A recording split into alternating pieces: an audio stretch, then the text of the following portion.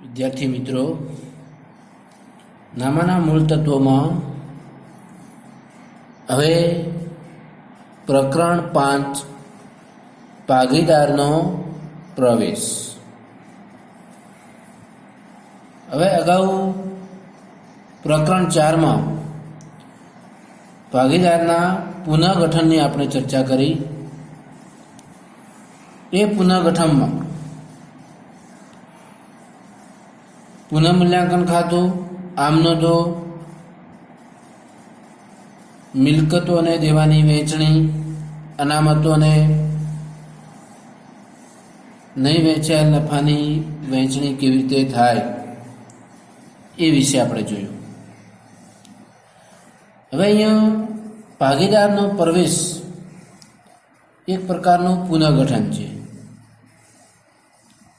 भागीदारी पेढ़ी चालू होय અને ચાલુ ભાગીદારી પેઢી હોય તો એ ભાગીદારી પેઢીમાં કોઈ નવો ભાગીદાર દાખલ થાય અને દાખલ થાય એટલે એને ભાગીદારનો પ્રવેશ થયો કહેવાય।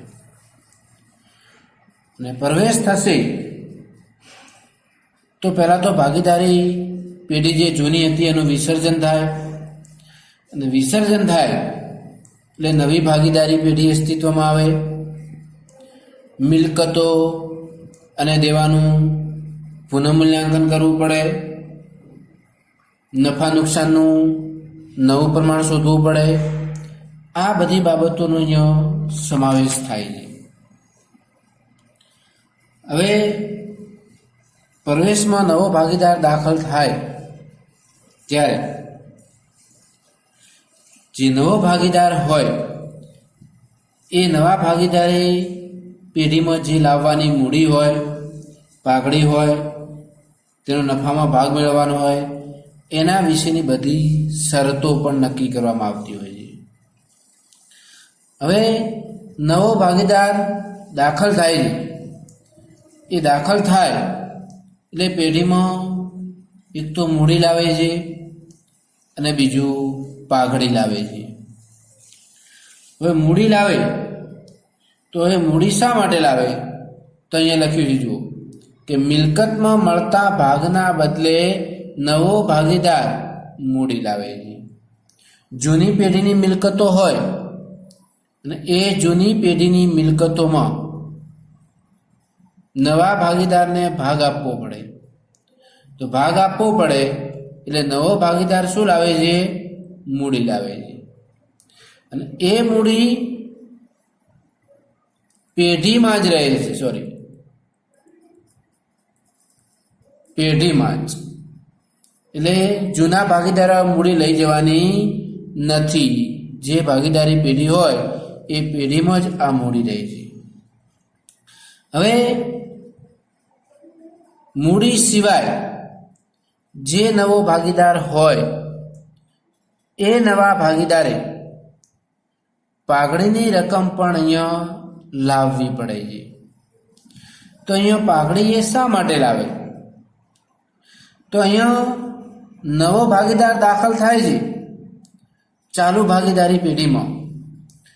ए भागीदारी पेढ़ी में धंधा में जे दर वर्षे नफो थाय ए नफा में शुं मळे? भाग मळे छे एने। तो आ नफा में भाग मळे एटला माटे एने पागड़ी लाववी पड़े छे।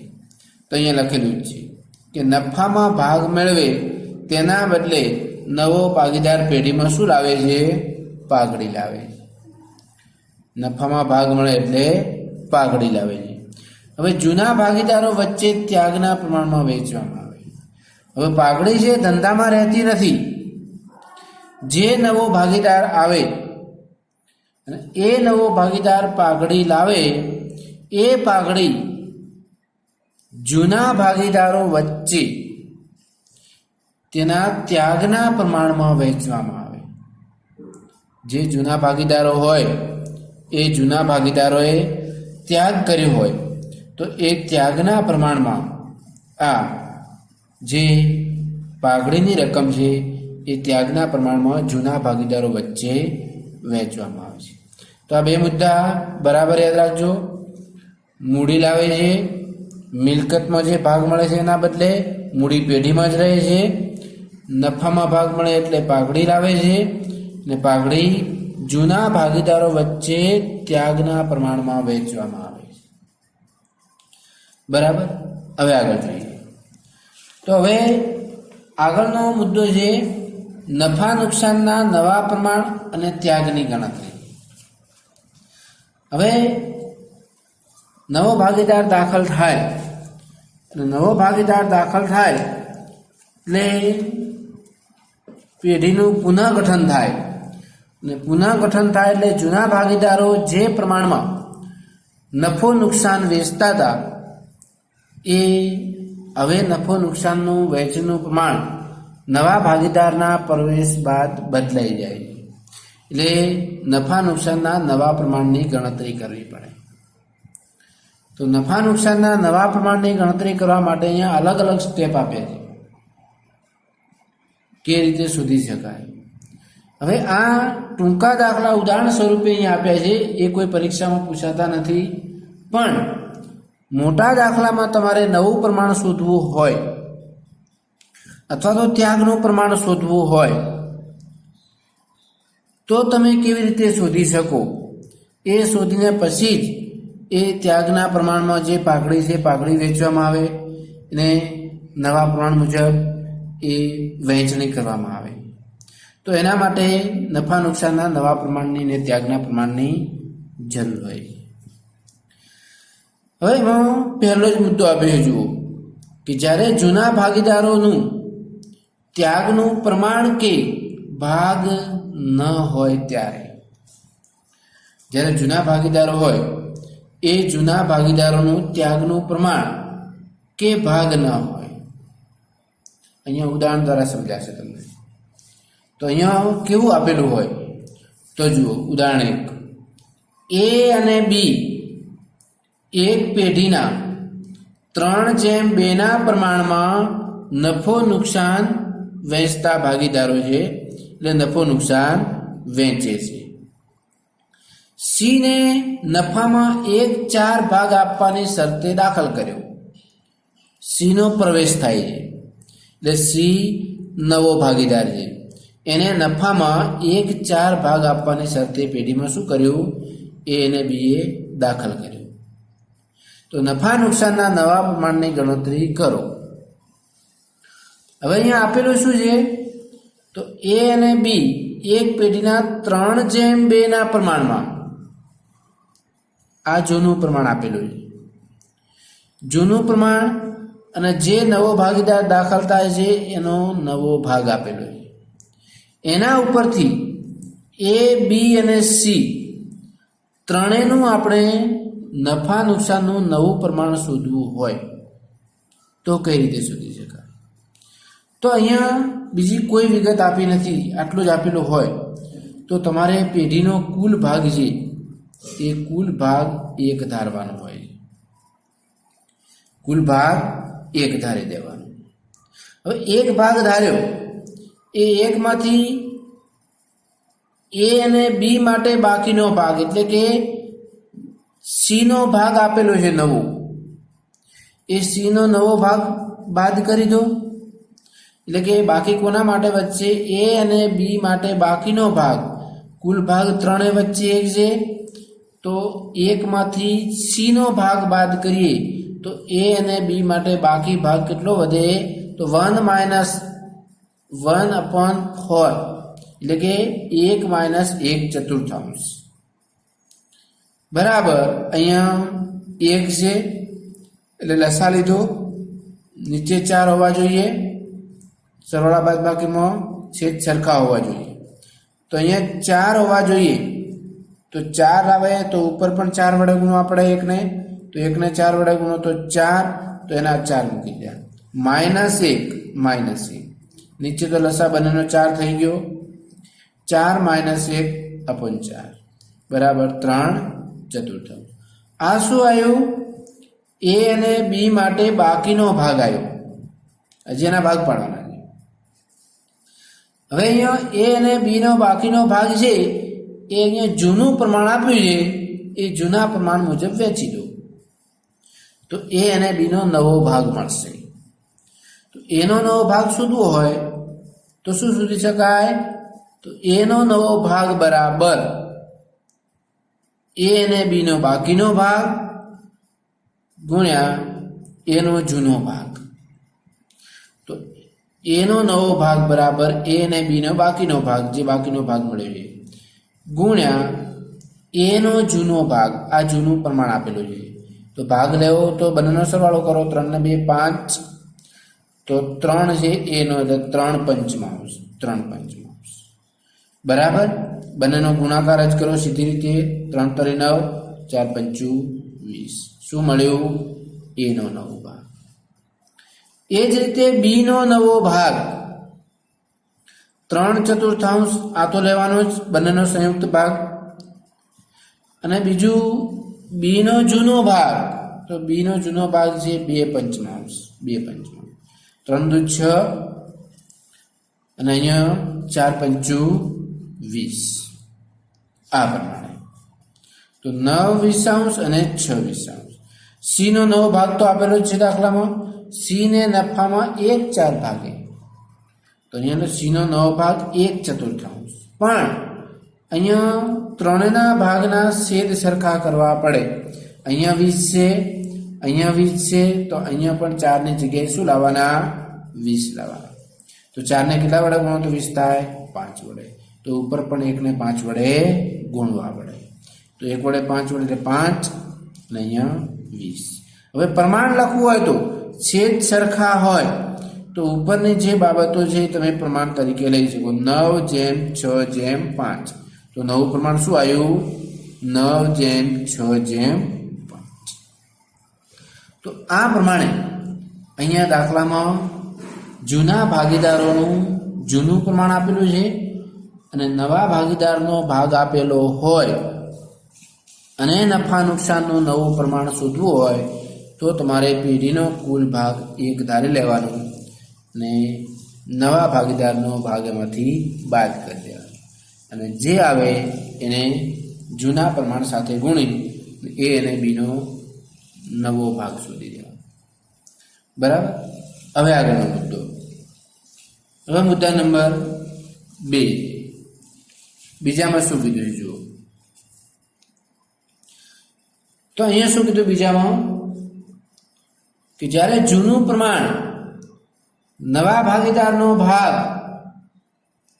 જૂના ભાગીદારોનું નવું પ્રમાણ આપેલું હોય ત્યારે જૂનું પ્રમાણે આપેલું છે, નવા ભાગીદારનો ભાગ પણ આપેલો છે અને જૂના ભાગીદારોનું નવું પ્રમાણ આપેલું છે અને તમને કીધું છે નફા નુકસાનનું નવું પ્રમાણ શોધો. તો આપણે ઉદાહરણ જોઈએ 2. એ ઉદાહરણ 2 મુજબ અહીંયા કીધું છે એ અને બી 2/1 પ્રમાણમાં નફો નુકસાન વહેંચી લેતા એક પેઢીના ભાગીદારો છે. તો એ અને બી 2/1 આ કયો પ્રમાણ છે? બંને વચ્ચે જૂનું પ્રમાણ છે. એટલે એ અને બી નું જૂનું પ્રમાણ આપી દીધું છે. સી ને નફામાં 1/5 ભાગે આપવાની શરતે દાખલ કર્યો છે. નવો ભાગીદારનો પ્રવેશ થાય સી નો, તો એ સી ને 1/5 ભાગ આપવાની શરતે દાખલ કર્યો છે. આગળ શું કીધું છે જુઓ. આટલું તો પહેલા ઉદાહરણમાં પણ આપણે જોઈ ગયા સેમ ને. બરાબર. આ પ્રમાણ અલગ છે ને અહીંયા ભાગ અલગ છે, પદ્ધતિ આપણે સેમ જ હોય. પણ અહીંયા પદ્ધતિ થોડીક બદલાશે. કેમ? તો અહીંયા એવું કીધું છે એ અને બી નું નવું પ્રમાણ એટલે કે નવું નફા નુકસાનનું પ્રમાણ 2/3 હોય તો નવું નફા નુકસાનનું પ્રમાણ શોધો. ત્રણેયનું શોધવાનું. હવે તમને એમ થાય કે એ અને બી નું નવું પ્રમાણ તો આપી દીધું છે 2/3 અને સી નો નફામાં ભાગ 1/5 આપી દીધું એટલે એક અહીંયા પાછળ મૂકી દો, ચાલે? ના ચાલે. ગણતરી કરવી પડે. બરાબર. હવે અહીંયા તમને જૂનું પ્રમાણ આપેલું છે, નવા ભાગીદારનો ભાગ આપેલો છે અને જૂના ભાગીદારોનું નવું પ્રમાણ આપેલું છે. અને તમારે ત્રણેયનું એ, બી અને સી ત્રણેયનું નફા નુકસાનનું નવું પ્રમાણ શોધવું છે. તો પહેલા ઉદાહરણમાં કર્યું એ જ પદ્ધતિ મુજબ અહીંયા થશે. ફરક ક્યારે પડશે કે જ્યારે તમે એ અને બીનો બાકીનો ભાગ વધે, એ બાકીનો ભાગ જૂના પ્રમાણ સાથે ગુણતા હતા એવું હવે જૂના પ્રમાણ સાથે ગુણાશે નહીં, પણ કયા પ્રમાણ સાથે ગુણાશે? નવા પ્રમાણ સાથે. આટલો જ ફરક પડશે. જો આપણે જોઈએ અહીંયા પણ એ જ કીધું છે, ધારો કે પેઢીનો કુલ ભાગ કેટલો છે? 1 છે. બરાબર. તો એક ભાગ છે, આ નવો ભાગ 1 આપણે એમ ધારણા કરી છે. બરાબર. તો હવે ભાગમાં તો સી નો ભાગ આપેલો છે, ખાલી 1/5 ભાગ. તો 1માંથી 1/5 સી નો ભાગ બાદ કરીએ ત્રણેયમાંથી, તો કોનો ભાગ વધે? એ અને બી નો. એટલે અહીંયા લખ્યું છે એ અને બી માટે બાકીનો ભાગ 1 કુલ ભાગ માઇનસ 1/5, એટલે કે નવા ભાગીદાર સી નો ભાગ. આ સી નો ભાગ અંદરથી બાદ કરી દીધો, કુલમાંથી સી નો બાદ કરી દઈએ. તો એ અને બી માટે બાકીનો ભાગ વધે. તો 1 માઇનસ 1/5. તો અહીંયા પણ લસા લેવો પડે, 1 જ છે, નીચે 5 હોવા જોઈએ, ન હોય તો 5 આપણે મૂકવા પડે. 5 તો ઉપર પણ 5 વડે 1 ને ગુણવા પડે.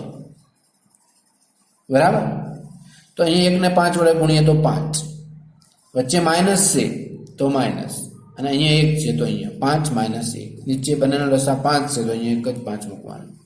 તો 5 માઇનસ 1 નીચે છેદમાં 5 બરાબર 4/5. આ શું આવ્યું? એ અને બી માટે બાકી વધતો ભાગ આવ્યો. હવે આ એ અને બી માટે જે બાકી ભાગ વધે છે એ આપણે પહેલા ઉદાહરણમાં શું કર્યું હતું? જૂના પ્રમાણ સાથે ગુણ્યું હતું, કારણ કે નવું પ્રમાણ હતું નહીં. પણ હવે જો નવું પ્રમાણ આપેલું હોય તો આપણે જૂના પ્રમાણ સાથે ગુણવાનું રહેતું નથી. એટલે આ જે ભાગ છે બંનેનો સંયુક્ત ભાગ કહેવાય, એ એમના નવા પ્રમાણ સાથે ગુણી દો. જુઓ, એનો નવો ભાગ બરાબર 4/5, એટલે કે એ અને બીનો બાકીનો ભાગ ગુણ્યા એનો નવો ભાગ. જુઓ 2/5 લખ્યું. તો એનો નવો ભાગ કેટલો આવ્યો? એનો ભાગ 2 કહેવાય, અને કુલ 2 3 5 2/5. તો લખ્યું 4/5 ગુણ્યા 2/5. ગુણાકારમાં સીધો ગુણાકાર કરવાનો, 4 દુ 8 અને 5 ગુણ્યા 5 એટલે 25. 8/25 શું આવ્યો? એનો નવો ભાગ મળ્યો.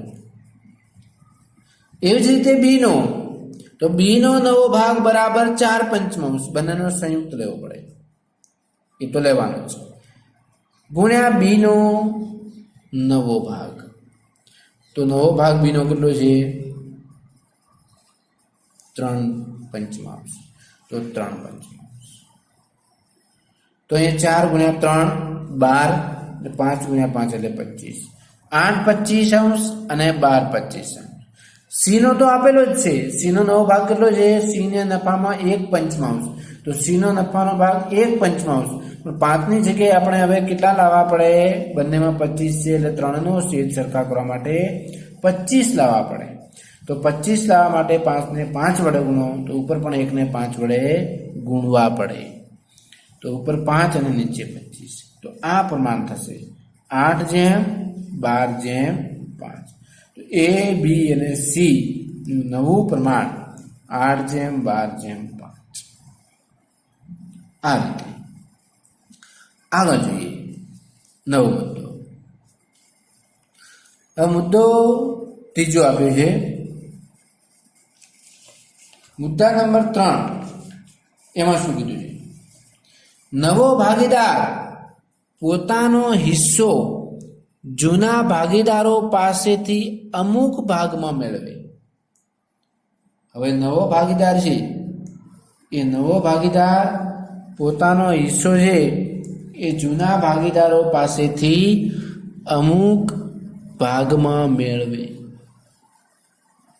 હવે આ પહેલા અને બીજામાં તમને નફા નુકસાનનું નવું પ્રમાણ આપણે શોધ્યું, તો તમે કહો ત્યાગનું પ્રમાણ કેમ હજી શોધ્યું નહીં?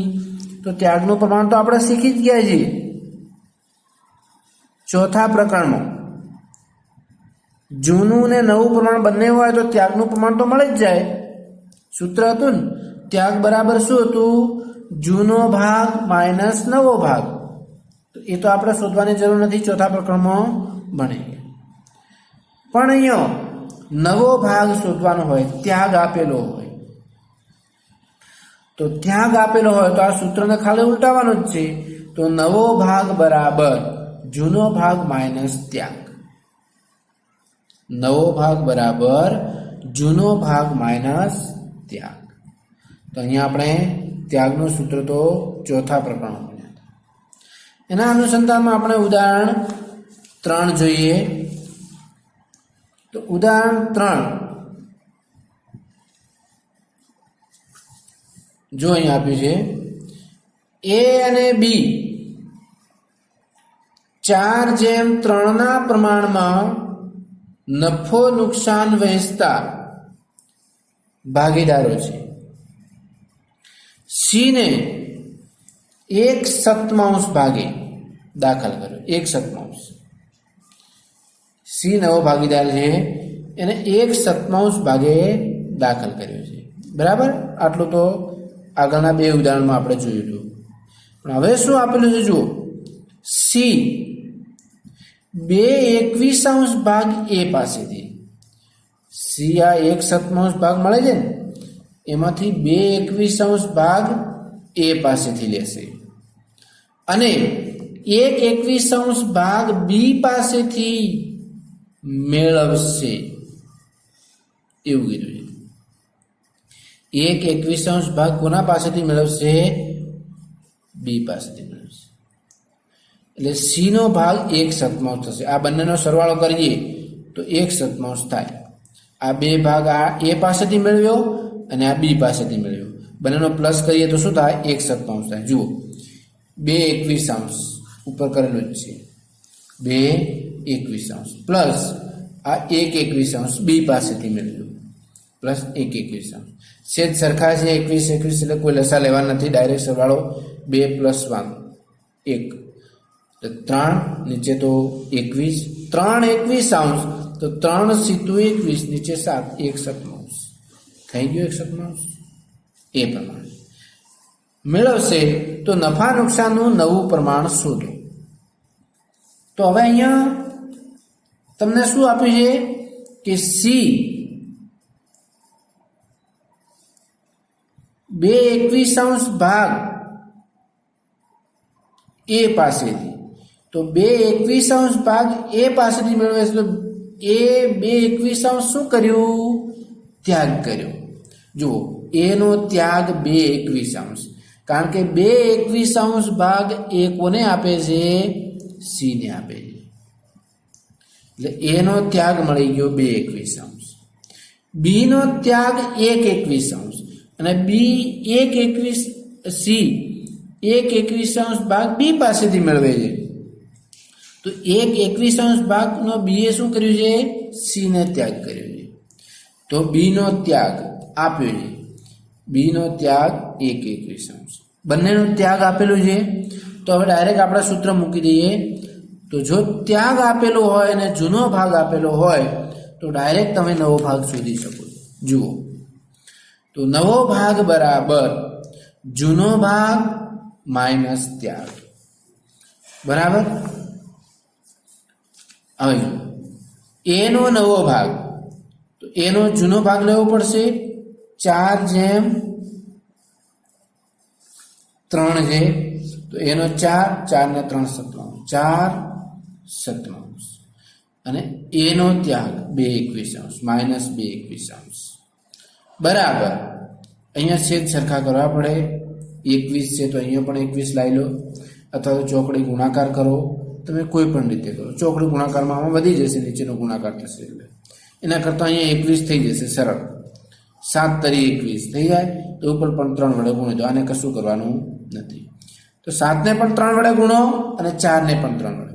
4 તરી 12, 7 તરી 21, 4 તરી 12 માઇનસ 2, 21 ને 21 10 21. એવી જ રીતે બી નો નવો ભાગ 3/7 માઇનસ 1/21. બી નો જૂનો ભાગ છે 3/7, 3 કુલ ભાગ 7 એ 3/7 માઇનસ 1/21 એ બી નો ત્યાગ છે. જૂનો ભાગ માઇનસ ત્યાગ. તો અહીંયા પણ 21 લાવી લો, આને પણ 3 વડે અને આને પણ 3 વડે. 3 ને 3 વડે ગુણીએ તો 9 માઇનસ 1 નીચે 21 થઈ જશે, અહીંયા પણ 21, એક જ 21 મૂકવાના બરાબર. 9 ઓછા 1 21 8/21. અને સી નો ભાગ એ તો આપેલો હતો, કેટલો હતો? 1/7 ભાગ. તો સી નો નવો ભાગ કેટલો? 1/7. તો અહીંયા પણ 21 લાવવા પડે, તો 3 વડે, ઉપર પણ 3 વડે, તો ઉપર 3 અને 7 તરી 21, 3/21. હવે છેદ સરખા છે તો આપણે પ્રમાણ લઈ લઈએ 10/8/3. તો એ બી સી નું નવું પ્રમાણ 10/8/3 બરાબર. તો આ રીતે આ ત્યાગનો ભાગ આપેલો હોય, ત્યાગ આપેલો હોય જૂના ભાગીદારોનો, તો ત્યાગ ઉપરથી ડાયરેક્ટ નવો ભાગ શોધી અને પ્રમાણ શોધી શકાય. હવે બીજું મુદ્દા નંબર 4 આપણે નેક્સ્ટ લેક્ચરમાં જોઈશું. આભાર.